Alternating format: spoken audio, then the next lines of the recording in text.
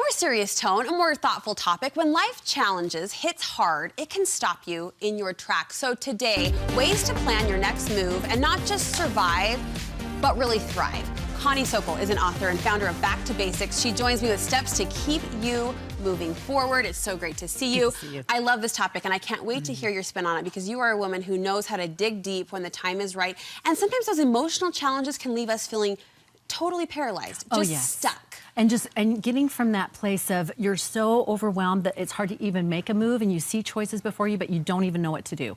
So moving forward. The first step, you say, though, is to acknowledge those feelings, as scary and as limiting as they may feel. Yes, and I say let yourself feel it, because if you can process it in real time, it will save time. And it's not that we try to be efficient about emotions, but no need to stay there longer than necessary. So if you allow yourself to feel it in the moment, you don't have to go back and dig through it again.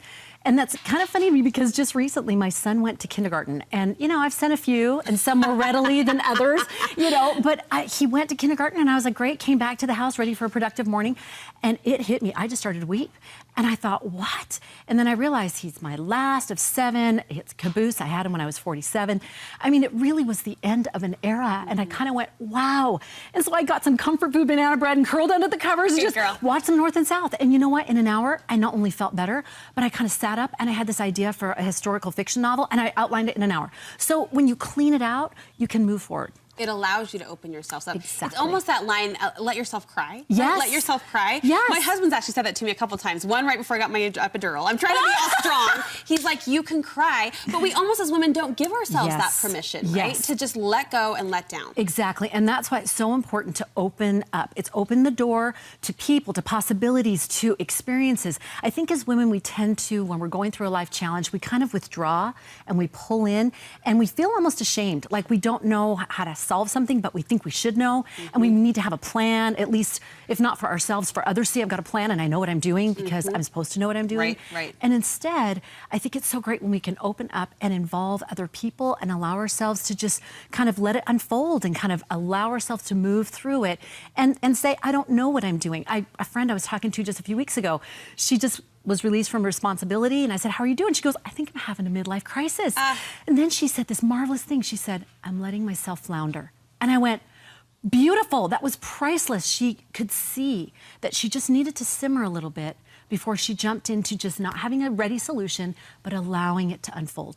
Not to take away from the depth of this conversation, but there's this silly, lighthearted movie, Bride Wars. I don't know if you've seen it. Anyway, Goldie Hawn's daughter, Kate Hudson, is in it. And she's this type A personality that has it all under control, and she's planning this wedding, and it's all falling apart. And she has this line that she said, I'm learning that I don't have to have it together all of the time. And she's melting down. Yeah. And mascara probably.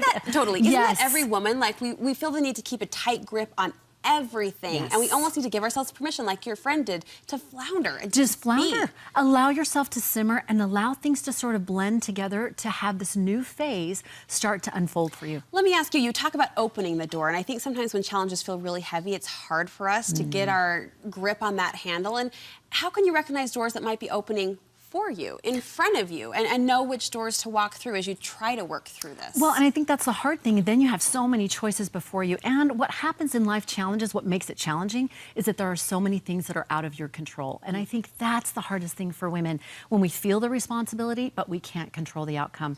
And I know for myself, this has been very personal for me, but the last several months I've been going through a divorce. Sorry.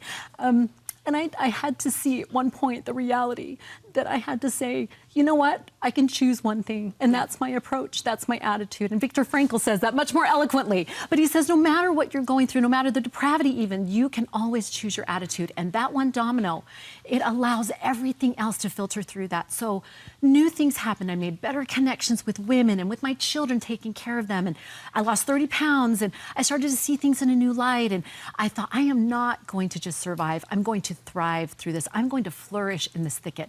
And that, to me, has been inspiring for me and what I found for other women.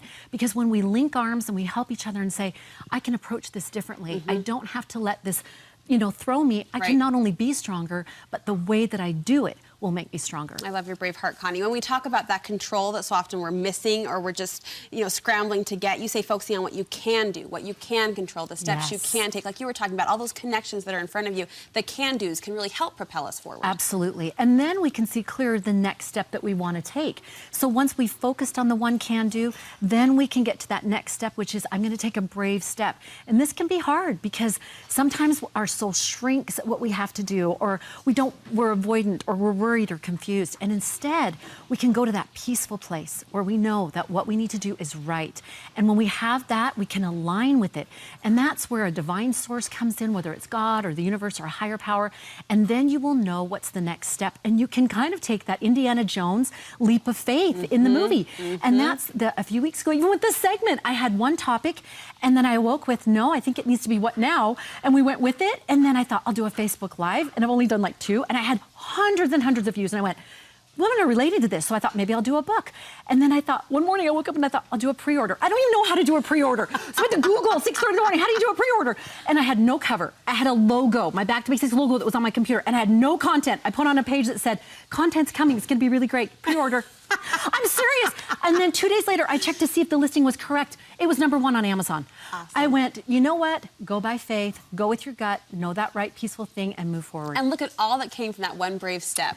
A Oh my topic, gosh. a conversation, a book. And now the birth of a book, and I'm so excited. So that's, move forward. Is Take it a still step. on pre-order because I want it? No, it's officially launched yesterday on Amazon, and today is the media launch, and we have free giveaways. It's on ConnieSokol.com, and it's on Amazon, and it is yours, and it's great tips to move forward now. What's the name of the book? What Now? 8 Ways to Deal with Life's Difficulties. I will be getting that. Thank you so much for sharing yourself and helping us along the way. We appreciate it.